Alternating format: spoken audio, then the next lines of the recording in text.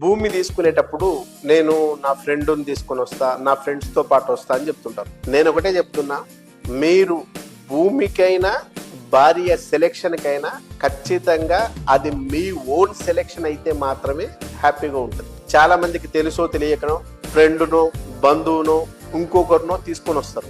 అట్లా తీసుకొచ్చినప్పుడు ఖచ్చితంగా డెఫినెట్ గా నేను చెప్తున్నా, వచ్చిన ఏ పర్సన్ అయినప్పటికీ ఒక భార్య, ఒక డాడీ, మమ్మీ వీళ్ళు తప్పిస్తే అదర్గా వచ్చే ఏ పర్సన్ అయినా కూడా ఖచ్చితంగా మీరు ప్రాపర్టీ తీసుకుంటా అంటే హ్యాపీగా ఉండలేడు. డెఫినెట్ గా చెప్తున్నా, గుర్తుపెట్టుకోండి.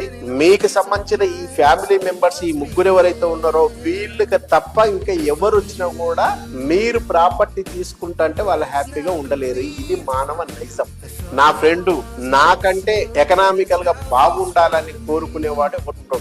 99% అబ్బో డెఫినెట్ గా నా ఫ్రెండ్ అనే పర్సన్ కూడా బాగుపడాలి, కానీ నాకంటే ఎక్కువ బాగుపడాలన్నంత విశాల హృదయం ఎవరికి ఉండదు. బంధువులైతే దాదాపు చాలా మంది రాబంధువులై ఉంటారు. నేను తీసుకొని ప్రాపర్టీ అతను తీసుకుంటే నాకంటే ఇక్కడ బాగుపడిపోతాడు అనే ఈర్ష, ద్వేష, రాగ ద్వేషాలు చాలా చాలా ఉంటాయి. కాబట్టి వాటిని ఎక్కడ పైకి కనిపించనీయకుండా సాధ్యమైనంత వరకు ప్రాపర్టీ బాగానే ఉంది కానీ చాలా దూరం ఉందనో, ప్రాపర్టీ కొంచెం కాస్త ఎక్కువైందనో, ప్రాపర్టీలో ఫేస్ సరిగ్గా లేదని చెప్పోసో, లేదనుకుంటే ఇప్పుడే ఎందుకు ఇంకా కొంచెం ఆలోచించు అని చెప్పడము, ఇట్లా కుంటి శాఖలు చెప్తూ ఖచ్చితంగా ప్రాపర్టీ తీసుకోకుండా అడ్డుపడే వాళ్ళే చాలా మంది ఉంటారు. సో మీరు సెలెక్షన్ చేసుకోవాల్సింది మీతో పాటు వచ్చే పర్సన్ రియల్ ఎస్టేట్ కి సంబంధించిన ఎక్స్పర్ట్ కాదు.